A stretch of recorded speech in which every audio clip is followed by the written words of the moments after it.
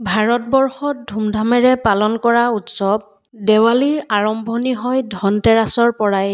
ধনতেৰাছ দেৱালীৰ দুদিনৰ আগত পালন কৰা হয় আৰু এই বছৰ ধনতেৰাছ হ'ব 18 অক্টোবৰ শনিবাৰে। এই দিনটোত যিকোনো বস্তু লোৱাটো বহুতেই শুভ বুলি কোৱা হয়। ধনতেৰাছ পূজাত ধন ত্ৰয়োদশী নামেৰেও জনা যায়। ধনন্তৰীক আয়ুৰ্বেদৰ দেৱতা বুলিও কোৱা হয়। বিশ্বাস কৰা হয় যে এই দিনটোত গণেশ আৰু লক্ষ্মী দেৱীক ঘৰলৈ আদৰি অনা হয়। তাৰোপৰি এই দিনটোত কাকো ধাৰলৈ বস্তু দিব নেপায়। এই দিনটোত লক্ষ্মী আৰু কুবেৰৰ পূজাৰ লগতে যম ৰজাকো পূজা কৰা হয়।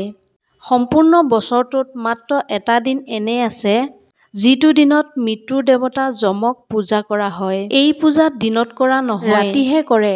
ৰাতিক যমৰজাক উদ্দেশ্যি চাকি জ্বলোৱা হয়। ধনতেৰাছৰ দিনা ৰূপৰ বস্তু বা সোণৰ বস্তু কিনা প্ৰচলন আছে। যদি সম্ভৱ হয় আপুনি এই দিনটোত সোণ বা ৰূপ কিনিব পাৰে। যদি সোণ ৰূপ কিনিব নোৱাৰে তেন্তে আপুনি চিলভাৰ প্লেট বা বাচন বৰ্তন কিনিব পাৰে। বিশ্বাস কৰা হয় যে চান্দিক চন্দ্ৰমাৰ প্ৰতীক বুলি কোৱা হয়, যিয়ে শীতলতা প্ৰদান কৰে আৰু মনত সন্তোষৰূপী ধনে বাস কৰে। সন্তোষক সকলোতকৈ ডাঙৰ ধন বুলি কোৱা হয়। যাৰ ওচৰত সন্তোষ আছে তেওঁ স্বাস্থ্যৱান তথা সুখী হয় আৰু তেওঁৱেই সকলোতকৈ ধনী হয়। শাস্ত্ৰত এই বিষয়ে কোৱা হৈছে যে যি পৰিয়ালত ধনতেৰাছৰ দিনা যমৰজাক উদ্দেশ্যি বন্তি প্ৰজ্বলন কৰে সেই পৰিয়ালত অকাল মৃত্যু নহয়। পৌৰাণিক কাহিনীৰ মতে এসময়ত এজন ৰজা আছিল যাৰ নাম আছিল খেম। দেৱতাৰ কৃপাত তেওঁ এটি পুত্ৰ সন্তান লাভ কৰিলে। জ্যোতিষীয়ে যেতিয়া বালকজনৰ কুণ্ডলী চালে তেতিয়া গম পালে যে যিদিনা ল'ৰাজনৰ বিবাহ হ'ব তাৰ ঠিক 4 দিনৰ পিছত ল'ৰাজনৰ মৃত্যু হ'ব। ৰজাজনে এই কথা শুনি বহুত দুখিত হ'ল। ৰজাই ৰাজকুমাৰক এনে এঠাইলৈ পঠিয়াই দিলে য'ত কোনো স্ত্ৰী বা মহিলাৰ কোনো চিন-চাপ নাছিল।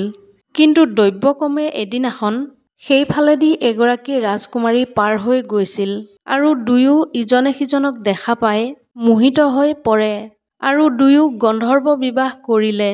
বিবাহৰ পিছত বিধিৰ বিধান সন্ধালে আৰু বিবাহৰ ঠিক 4 দিন পিছত সেই ৰাজকুমাৰজনৰ প্ৰাণ ল'বলৈ আহি উপস্থিত হ'লহি আৰু যমদূতে যেতিয়া ৰাজকুমাৰৰ প্ৰাণ কাঢ়ি লৈ গৈ আছিল সেই সময়তে ৰাজকুমাৰৰ নৱবিবাহিতা পত্নী বিলাপ শুনি যমদূতৰ হৃদয় গলিবলৈ আৰম্ভ কৰিছিল।